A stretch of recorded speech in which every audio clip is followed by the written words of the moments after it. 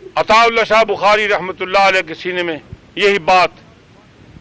ساری زندگی یہی تڑپ لے کے پھرتے رہے کہ لوگ سچ والے بن جائیں، سچ کہنے والے بن جائیں، سچ سننے والے بن جائیں، سچ ماننے والے بن جائیں، سچ پر عمل کرنے والے بن جائیں۔ لیگ سے بھی یہی ٹکر تھی، جواہر لال کو بھی یہی کہا کہ سچ مان لے، گاندھی کو بھی یہی کہا سچ مان لے، جہنم کا ایندھن مت بن۔ کون سا وہ مسلمان ہے، کون سا وہ کافر ہے اس برد صغیر کی پھیلی ہوئی اتنے لاکھ مربع میل کی آبادی پر جس کو اللہ شاہ بخاری نے سچ کی دعوت نہ دی ہو؟ خوش قسمتوں نے قبول کر لی، جنتی بن گئے، بدبختوں نے ٹھکرا دی، اپنے انجام کو پہنچ گئے۔ یہ جہاد کا لوہا تپایا ہوا اللہ شاہ بخاری کا ہے، اور وہ وارث تھے شاہ ولی اللہ رحمۃ اللہ علیہ کے جذبہ جہاد کے، وہ وارث تھے شاہ اسماعیل شہید رحمۃ اللہ علیہ کے جذبہ جہاد کے، وہ اسی مکتب فکر کے تھے، اسی گروہ کے وہ گرے ہوئے پتے تھے۔ خود فرماتے ہیں از شاخ جنو فتح دبر گیم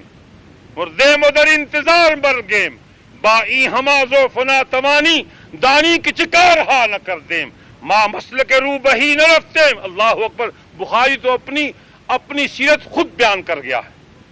فرماتے ہیں ماں مسلک رو بہی نہ رفتیم، میں نے ساری زندگی لومڑی کا مسلک اختیار نہیں کیا، لومڑی مکار ہوتی ہے۔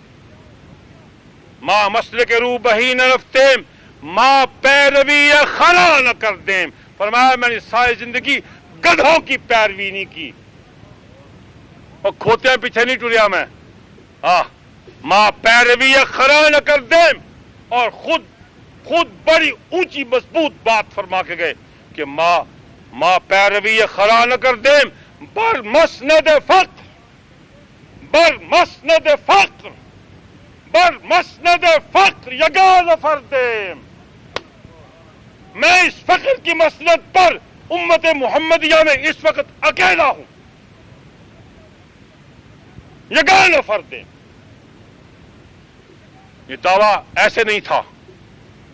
اگر وہ